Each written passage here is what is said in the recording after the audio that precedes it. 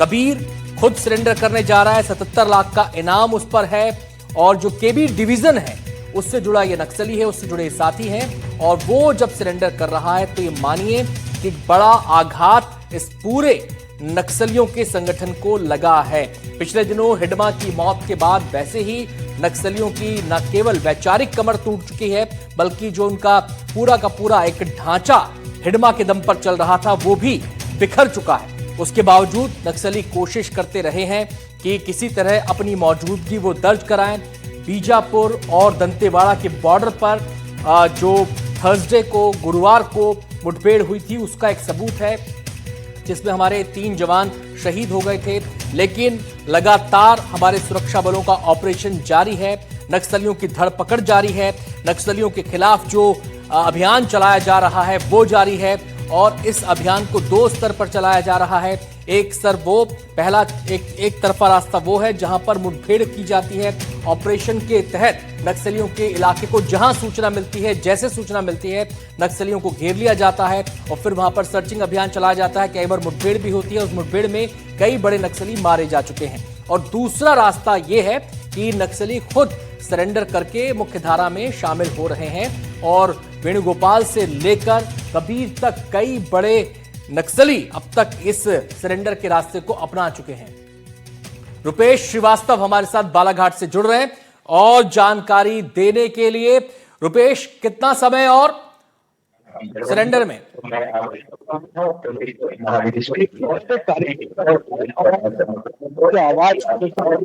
रुपेश, क्या आप मुझे सुन पा रहे हैं? आ चुके हैं और बहुत जल्दी आत्मसमर्पण का कार्यक्रम चालू हो गया है। जी, तस्वीरें तो हम देख रहे हैं। क्या नक्सली यहां पर आ चुके हैं सारे?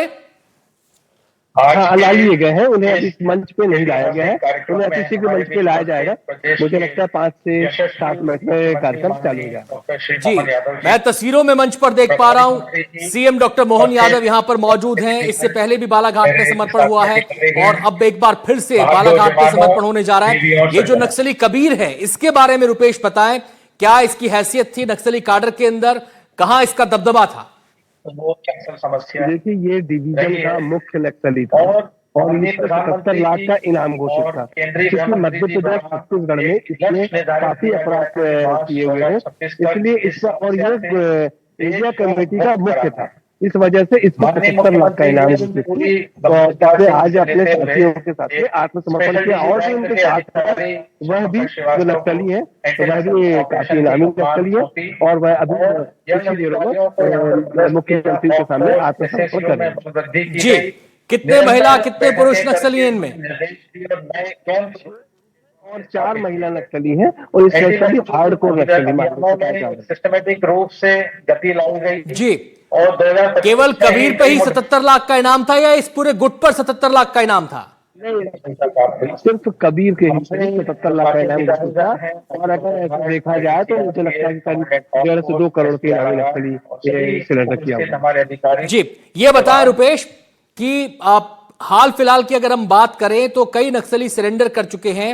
इस जिस डिवीजन में ये कबीर नाम का नक्सली सक्रिय था, क्या 10 ही नक्सलियों के साथ ये था या फिर और भी इसके साथी हैं जो आने वाले दिनों में समर्पण कर सकते हैं?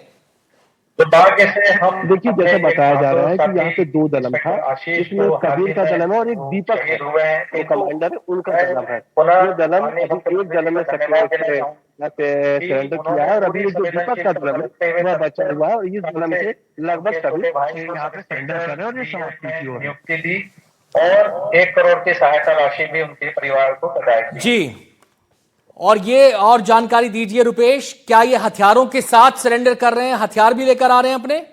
जी हाँ, इनके पास हथियार है, कारतूस है, वॉकी टॉकी है, रेडियो है और कुछ 2 चाकू है और इनके पास में 147 का पूरा वो कारतूस है और राफेल के भी साथ दिखाई पड़ रहे हैं।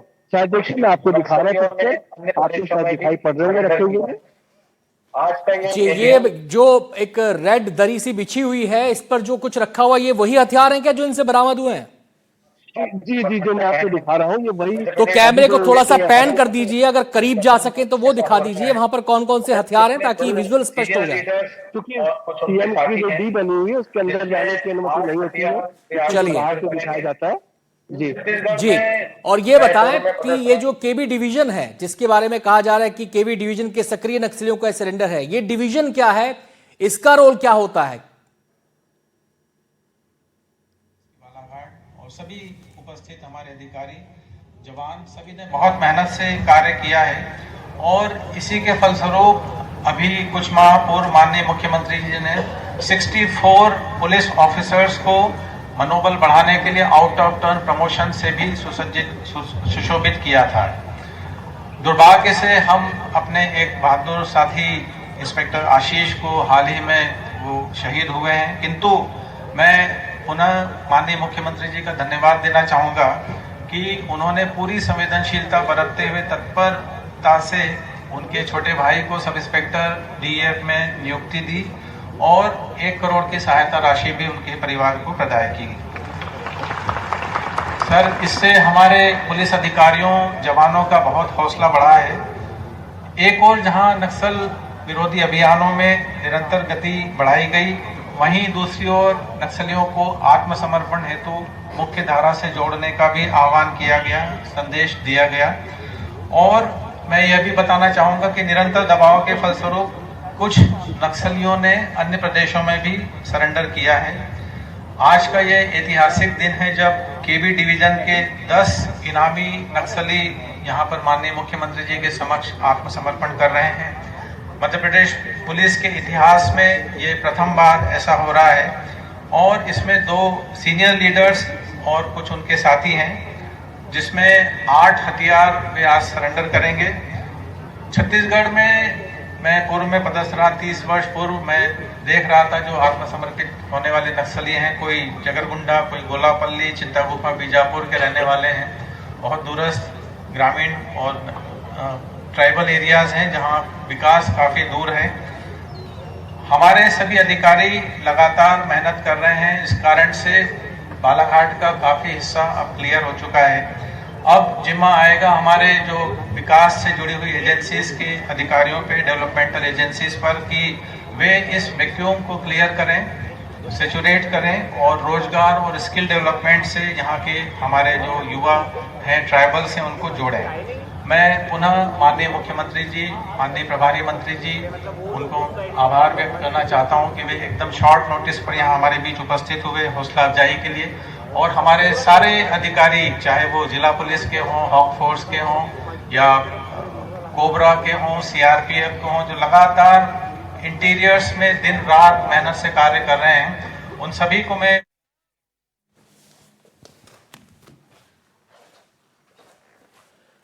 तो ये सीधी तस्वीरें हम बालाघाट से आपको दिखा रहे हैं। यहां पर नक्सली इस समय आप मंच पर देख सकते हैं, एक के बाद एक नक्सली आ रहे हैं और अपना सरेंडर कर रहे हैं।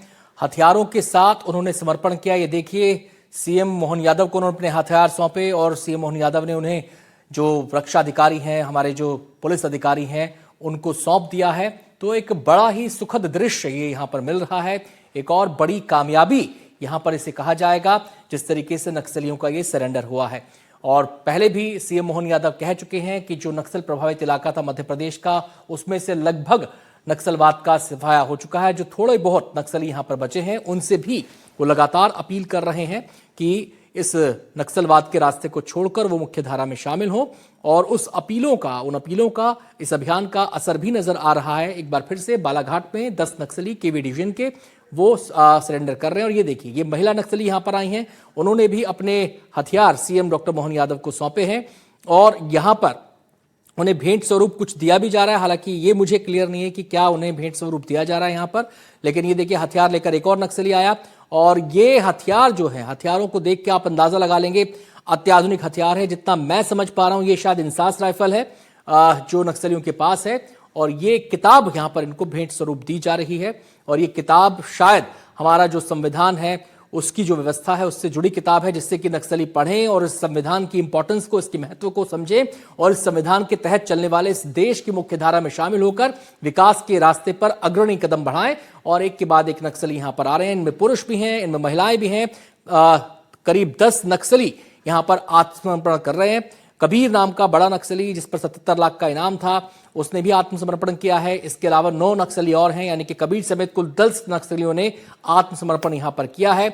और ये जो पूरी मुहिम है नक्सलवाद के खिलाफ, इस मुहिम का उद्देश्य ही ये है कि नक्सली जो हैं वो मुख्य धारा में लौटे और उनसे लगातार अपील की जा रही है कि आप हथियार का रास्ता छोड़िए, हिंसा का रास्ता छोड़िए, मुख्यधारा में आइए और देश की जो उन्नति है, तरक्की, जो विकास यात्रा है, उसमें अपनी सहभागिता निभाइए। ये देखिए महिला नक्सली आई हैं और ये भी शायद इंसास राइफल है, ये इंसास राइफल ही मुझे लग रही है। ये जैसे ही सीएम डॉक्टर मोहन यादव को उन्होंने सौंपी है, उसके बाद वो सुरक्षा अधिकारियों के पास चली जाती है और फिर अगले नक्सली का इंतजार किया जाता है। तो प्रॉपर यहां पर नक्सली अपने हथियारों के साथ आए हैं, खाली हाथ नहीं आए हैं। और ये इस बात की मोहर है, ये इस बात की पुष्टि है कि वो पूरी तरीके से इस खूनी संघर्ष के रास्ते को त्याग चुके हैं। और ये जो तस्वीरें हैं, ये केवल इन नक्सलियों से संबंधित नहीं है। इन तस्वीरों का बहुत बड़ा संदेश उन लोगों तक भी पहुंचेगा जो ऐसे युवकों को, महिलाओं को, पुरुषों को उकसाते हैं नक्सलवाद के रास्ते के लिए। ये जो इनका थिंक टैंक है, जो इनको वैचारिक शील्ड देते हैं, वैचारिक तौर पर उकसाते हैं, उनके लिए एक बड़ा झटका है। जो खुद सामने नहीं आते, पर्दे के पीछे रहकर वो काम करते हैं, उनके लिए एक बड़ा झटका है। शायद ये जितने नक्सली सरेंडर कर रहे हैं वो इस बात को समझ चुके हैं कि इतने वर्ष हथियारों के साथ अपनी जिंदगी खपा खून कर दी इन्होंने, जंगलों के अंदर रहकर खून खराबे को देखा इन्होंने करीब से, उससे कुछ हासिल होने वाला नहीं है। और यही जो एक आत्मज्ञान होता है किसी व्यक्ति का, जब उसको ये हो जाता है कि जिस रास्ते पर वो चल रहा है वो रास्ता बेकार है, वो रास्ता कहीं लेकर नहीं जाएगा, वो एक अंधेरी गली में, अंधे कुएं में ले जाएगा। इसलिए जब ये आत्मचेतना आती है, उसके बाद फिर चाहे कोई भी विचार हो, कोई भी बरगलाने वाला व्यक्ति हो, कोई भी हो, फिर उसके बरगलाने में लोग नहीं आते और अपना सही रास्ते का चुनाव करते हैं। जो तस्वीरें यहां पर इस समय देखी जा रही हैं, मंच पर डॉक्टर सीएम मोहन यादव यहां पर मौजूद हैं, सुरक्षा अधिकारी यहां पर मौजूद हैं और इन तमाम सुधीजनों की उपस्थिति के अंदर यहां पर नक्सली अपने हथियार समर्पित कर रहे हैं, हथियारों के साथ सरेंडर कर रहे हैं, समर्पण कर रहे हैं और उनको भेंट स्वरूप एक पुस्तक भेंट की जा रही है।